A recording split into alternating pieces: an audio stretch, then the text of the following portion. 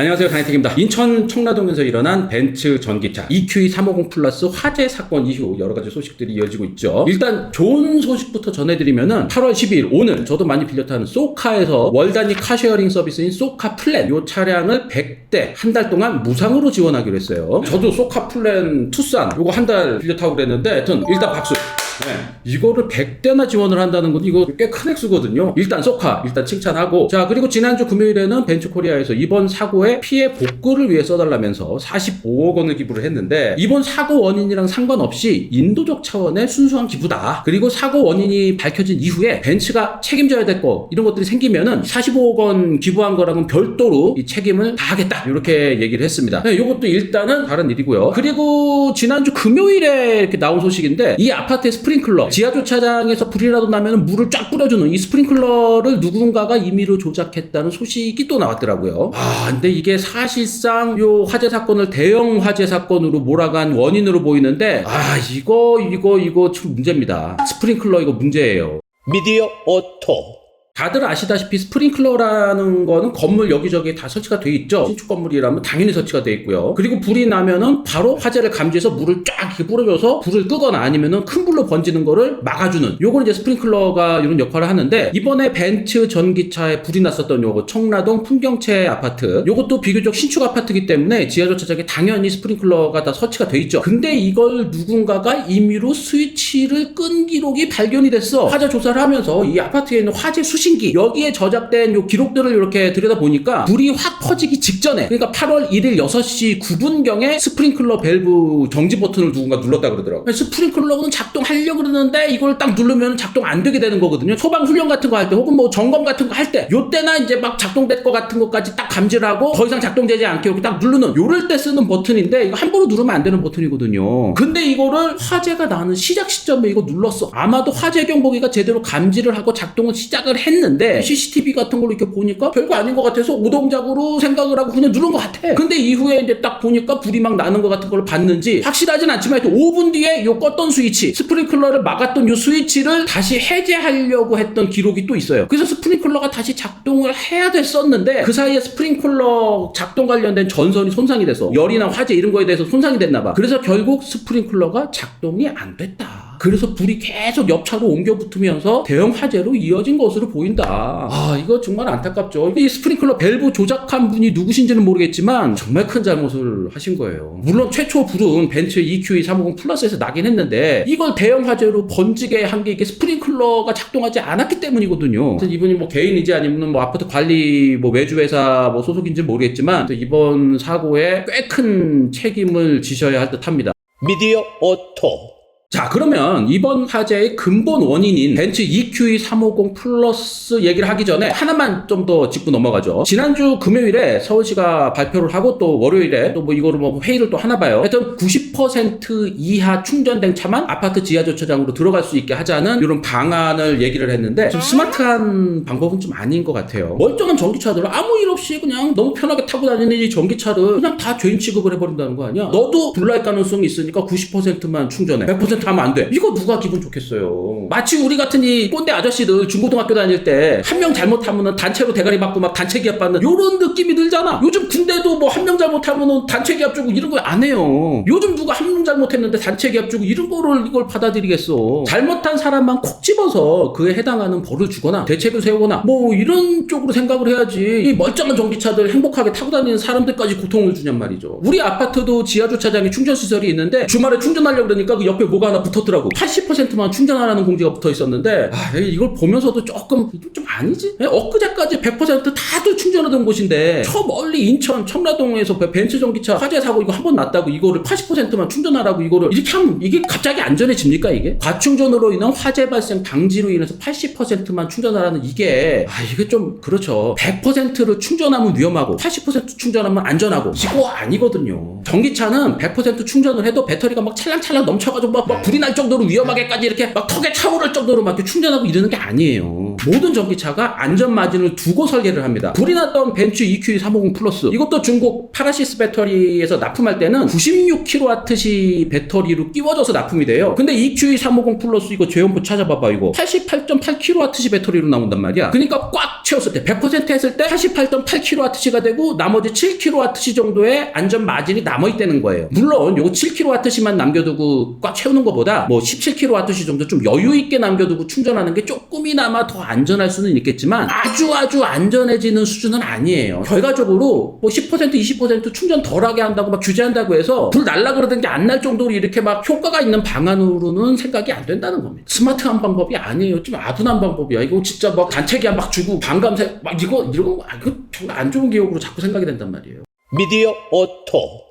자, 전기차를 좀 제대로 들여다보자고요. 전기차 배터리에 불이 나는 게 충전을 100% 했다고 나서 불이 나는 건수는 그렇게 많지 않아요. 거의 없어. 100%까지 충전을 계속 하면서 써도 안전하게 만들어지도록 승인을 받아서 나온 게 전기차예요. 그 외에 충전하면서 쓰는 대부분의 제품들도 마찬가지예요. 휴대폰도 우리가 매일매일 100% 충전하면서 쓰잖아. 그렇게 맨날 100% 충전을 해도 안전하게 만드는 게 정상이란 말이에요. 물론 간혹 이런 경우는 있어. 100% 충전되면 충전이 자동으로 딱 끊기도록 해야 되는데 이게 뭔가 회로 같은 거나 뭐 이런 게 회가닥 해가지고 100%를 넘어서까지 막 배터리에 열이 나도록 막 충전이 계속 물려있고 뭐 이런 경우가 가끔 있죠. 그렇다고 해서 배터리를 80%만 해라 90%만 해라 이래서 이런 거 막을 수 있을까요? 좀 더 전기차를 좀 더 들여다보자고요. 전기차의 특성을. 배터리의 온도를 체크하는 방법을 좀 생각해 볼 수 있잖아요. 배터리에 무슨 일이 생기기 시작하면 배터리에 열이 나기 시작을 해. 어느 기준치 이상 열이 넘어가면은 뭐 좀 위험해지면서 그게 배터리 화재로 이어지고 이런 순서가 있잖아요. 그리고 거의 모든 전기차는 최신형 차들이기 때문에 뭐 스마트폰으로도 제어하고 뭐 자동차 회사에서도 원격으로 뭐 제어하고 업데이트하고 뭐 이러는 장치들 대부분 다 전기차에는 다 붙어 있잖아. 이런 걸 잘 응용을 해보자고요. 배터리에서 열이 오르고 있다라는 걸 차에서 감지를 해. 그러면 차에서 내 배터리 뜨거워졌어 막 경보를 울려. 그러면서 원격으로도 막 신호를 보내. 자동차 회사에다가도 내 차 배터리 뜨거워졌어 막 보내고 차주한테도 막 연락을 해. 열이 막 오르고 있는데도 차주가 아무런 조치를 안 하고 그래. 그러면은 자동차 회사 군안팀이 와. 견인차를 끌고 막 와. 그래서 차를 강제적으로 끄집어내. 빨리 그냥 망가져도 좋아. 그냥 끄집어내. 그리고 지상으로 올리는 거예요. 그러면서 화재 진압을 위한 준비 같은 것도 하는 거지. 전기차를 뭘 마구 뿌려도 되는 곳으로 옮긴다거나 물을 막 부어도 되도록 차 전후 좌우에다 칸막이를 이렇게 친다거나 뭐 이런 것들 다 지금 기술로도 좀 머리만 굴리면 할 수 있잖아요. 제 생각에는 이렇게 하는 게 요즘 시대에 맞는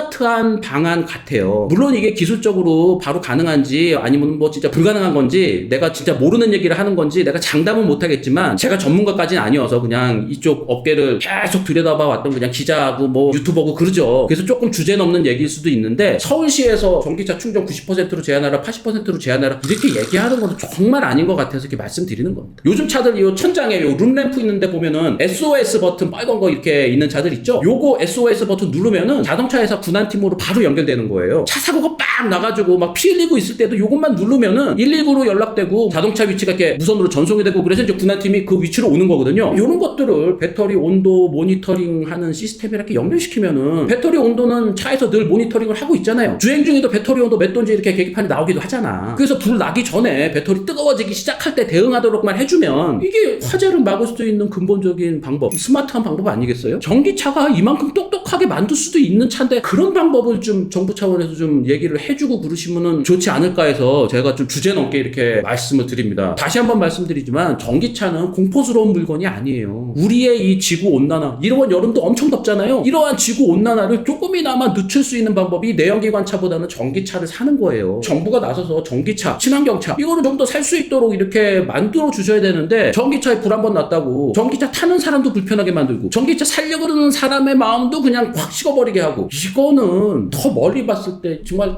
안 좋단 말이에요. 미디어 오토. 자, 그리고 또 하나만 더 생각해 보자고요. 지하 주차장에서 충전하는 걸 80%로 제한하나 뭐 90%로 제한하나 이런 거 했을 때 지금은 이거를 운전자가 알아서 해야 됩니다. 근데 이걸 운전자가 어떻게 하는지 다들 잘 몰라. 제 아내도 전기차 충전기 물려놓고 올라와가지고 나한테 얘기를 하더라고. 80%만 충전하게 어떻게 해야 돼? 그래서 내가 어떻게 해야 될 것 같아? 그랬더니 알아서 내려가가지고 충전기 뽑아야지 뭐 이런 얘기를 하는데 제 아내가 이게 진짜 무식한 사람이 아니에요. 꽤 큰 회사 임원이란 말이야. 나보다 돈도 더 잘 벌어요. 여기서 차 충전량 제어하는 거 요거 간략하게만 말씀드리면 차에서 제어할 수 있습니다. 메뉴 이렇게 들어가 보면은 차마다 다 다른데 완속으로 할 때 몇 %까지 하게, 급속으로 할 때 몇 %까지 하게 딱 정해놓을 수 있습니다. 보통은 완속으로 할 때는 100%까지 되게 해놓고 급속으로 할 때는 80%에서 끊기게 이렇게 돼 있을 거예요. 차에 요 충전량 제어하는 요게 있으니까 요거 한번 들어가서 한번 보세요. 매번 100% 충전하는 것보다 매번 80%, 90% 이렇게 좀 덜 충전하는 게 전기차 배터리를 더 오래 쓸 수 있습니다. 근데 100%늘 충전한다고 해서 위험해지는 건 아닙니다. 자동차 회사나 휴대폰 회사에서 다 100% 충전해도 안전하게 다 만들어요. 하여튼 배터리를 더 안전하게, 조금이라도 더 안전하게, 또 조금이라도 더 오래 쓰고 싶으신 분은 80%, 90%로 이렇게 조절을 하셔도 됩니다. 근데 이거를 운전자가 이렇게 알아서 조절하게 하는 게 이게 몇 명이나 이거를 하겠습니까? 어떻게 조절하는지도 대부분 잘 모르고 계실 텐데. 그 서울시에서 이런 거를 얘기를 했으면은 전기차 차주가 알아서 제어하기를 바라는 것보다는 자동차 회사에서 제어를 하는 방법 쪽으로 찾거나 아니면은 충전기 회사에서 제어를 하는 쪽으로 이렇게 가닥을 잡고 가는 게 맞지 않을까요? 운전자들한테 이거를 다 알아서 제어를 해라. 제어 안 하고 90% 넘으면은 지하 주차장 못 들어가게 할 거야. 아이고 막 대가리 박는 느낌이 난단 말이에요, 이게. 그래서 전기차 배터리 열 관리 요것만 좀 더 신경 써주고 운행할 때뿐만 아니라 주차 중이나 충전 중에도 배터리 온도 요거를 계속 24시간 계속 모니터링하는 요거, 그리고 일정 온도 이상 배터리 온도가 올라가면은 경고 막 해주고 이러면서 불 나기 전에 대응할 수 있게 요렇게만 해주면은 황당한 전기차 화재는 거의 안 일어나지 않을까요? 물론 주행 중에 차가 뭐 물리적으로 어디 팍 박는다거나 해서 배터리가 손상돼서 불이 난다거나 바닥에서 돌이 빡 튀어 올라가지고 배터리 바닥에 있는 거 손상시켜가지고 불이 나는 것까지는 못 막더라도 멀쩡하게 이렇게 있는 전기차나 멀쩡하게 달리는 전기차에 스물스물 이렇게 불 올라오고 막 이러는 거는 배터리 온도 올라가는 거 이것만 모니터링 하면은 어느 정도 막을 수 있을 거란 말이에요. 그리고 저기 스프링클러 이거는 좀 더 제대로 들여다봐야 됩니다. 지하주차장에서 대형 화재가 날 때마다 스프링클러가 제대로 작동되지 않아 뭐 이런 기사가 언제나 나오잖아. 어떤 아파트는 이 스프링클러 오동작이 너무 빈번해서 스프링클러를 그냥 꺼뒀다는 것도 있었고, 이번 청라 풍경채 아파트 같은 경우는 정상 작동을 했는데도 불구하고 오동작인 줄 알고 이거를 스위치를 껐다가 다시 켤 때는 이게 또 작동이 안 되고 이래서 대형 화재로 이어진 거잖아요. 이거 진짜 이런 일 없어야 됩니다. 이거 스프링클러 때문에 자꾸 이런 어이없는 대형 화재 사고가 일어나지는 않도록 스프링클러 이 전문가분들이 좀 머리 싸매고 좀 해주시기 바랍니다.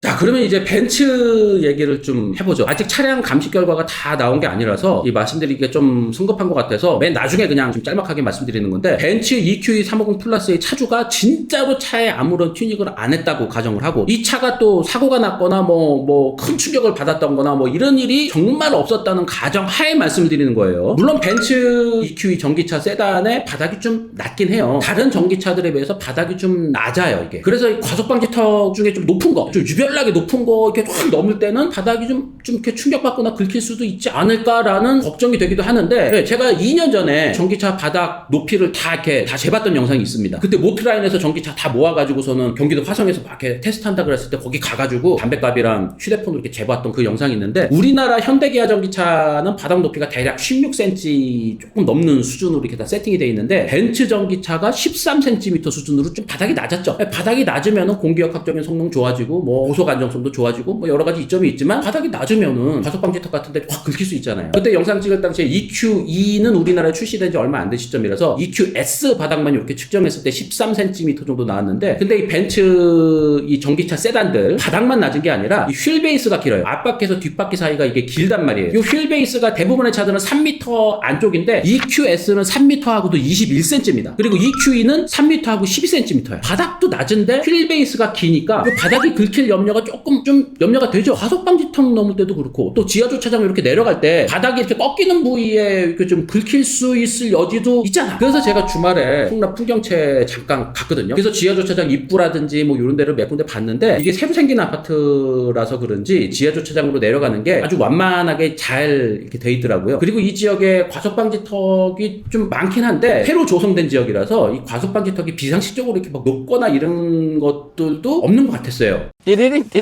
그렇다고 이 벤츠 EQE의 의혹이 아주 없는 건 아니죠. 이 차에 들어간 배터리, 요게 대부분의 분들이 처음 들어보는 중국 듣보잡 배터리 회사 파라시스 제품이에요. 당초 중국 1위, 세계 1위 배터리 회사인 중국 CATL 배터리가 들어가 있다라고 벤츠 임원이 우리나라 언론이랑 인터뷰할 때 CATL이라고 얘기를 해서 다들 CATL 거라고만 생각을 하고 있었잖아요. 근데 벤츠 화재 나고 이틀인가 뒤에 저도 처음 들어보는 파라시스 배터리가 들어가 있다는 것에 저도 깜짝 놀랐거든요. 벤츠 같은 이런 유명한 회사가 이런 듣보잡 배터리를 집어넣다니, 이게 그냥 놀라웠던 거예요. 근데 더 파보니까 더 놀라운 게 있는 거야. 그냥 듣보잡 배터리 회사가 아니고 중국 내에서도 문제를 일으켰었던 배터리 회사야. 이 북경자동차에 납품했던 이 파라시스 배터리에서 이상이 생겨서 전량 교체해주면서, 교체해주다 보니까 돈이 많이 들어가잖아요. 이렇게 하다 보니까 회사 재정이 안 좋아졌어. 그래서 거의 망할똥말똥하는 지경까지 갔다고 하는 게 이게 참 놀라운 얘기죠. 최고가 아니면 만들지 않습니다라고 늘 얘기했던 이런 벤츠 삼각별 믿고 샀는데 이렇게 형편없는 배터리를 쓰고 있었으면은 일부러라도 더 얘기를 했었어야죠. 우리나라에서 언제부터 언제까지 수입된 어떤 모델의 파라시스 배터리가 들어가 있다라는 거, 이거 외에도 벤츠에 어떤 차에 어떤 배터리 들어가 있다, 어떤 스펙이 들어가 있다, 이거 빨리 알아서 발표 쫙 해주시기 바랍니다. 미디어 오토.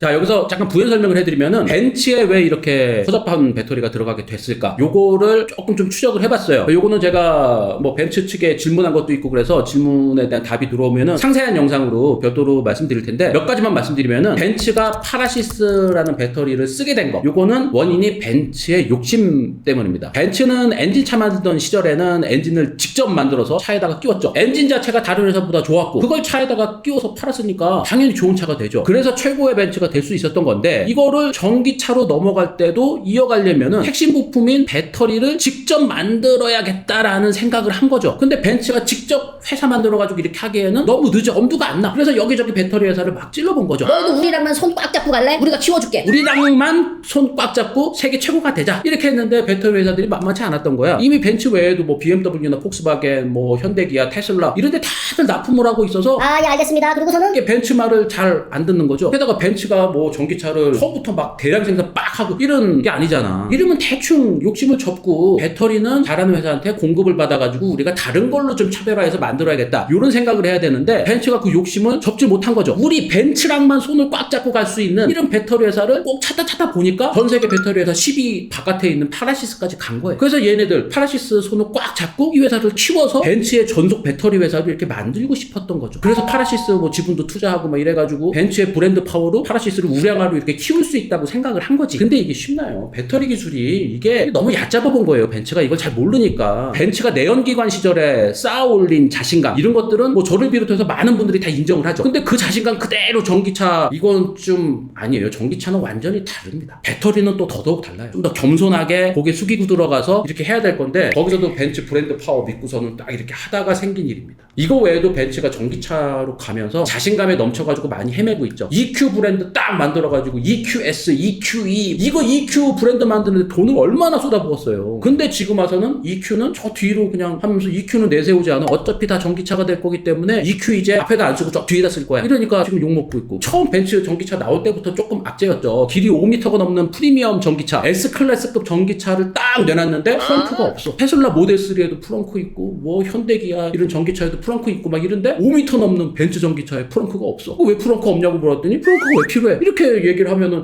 전기차를 너무 모르는 거죠. 게다가 EQS 디자인 너무너무 둥글둥글하고 막 이래가지고 하나도 벤츠답지 않은 벤츠다. 생긴 거부터가 벤츠가 좀 카리스마가 있고 그래야 되는데, 게다가 무게가 2.6톤이야. 이런 비난들에 이어서 중국 듣보잡 파라시스 배터리까지 이렇게 이 벤츠 전기차는 진짜 어디까지 떨어질 것인가라는 얘기를 더 이어가고 싶지만, 45억 기부하고 또 이번 사고에 대해 어떻게 책임을 지려고 하는 이런 모습들이 일단 바람직해 보이기 때문에 요 정도까지만 하고요. 그나저나 이번 사고로 피해액이 대략 100억 원이 넘는다고 하고, 또 이번 사고로 인한 자차보호 신청 건수가 600여 건에 달았다고 하거든요. 소방당국에서는 당초 한 140여 대가 피해를 입었다고 했는데, 피해 접수처에는 뭐 전소된 차가 42대, 부분적으로 불에 탄 차가 45대, 그리고 그을음 피해 당한 게 이제 793대가 접수됐다고 해요. 그러니까 총 880여 대가 피해를 본 것으로 알려지고 있어요. 여튼 이번 사고가 잘 마무리되기를 바라면서, 마지막으로 요거 좀 정리를 해드리면은, 전기차 화재 방지 대책을 이 단체 계약 받고 막 이러는 방식 말고 좀 더 스마트하게 좀 세워보자. 전기차 화재 방지책이어야지 전기차에 대한 공포심을 갖게 해서는 안 된다. 전기차를 좀 더 많이 좀 권해야 된다. 전기차가 좀 더 궁극적으로 좋아지게 하는 방법 쪽으로 생각을 해보자라는 거예요. 그리고 배터리는 어디 어디 거 썼는지 이거 감출 거 아니에요. 배터리 어디 건지 어떤 스펙인지 이거는 의무적으로 하게 하는 거. 이거는 진짜 의무화돼야 된 것 같고요. 그리고 스프링클러, 이거는 진짜 스프링클러 잘 아시는 분들이 잘 좀 이렇게 해주시기를 부탁드리겠습니다. 오늘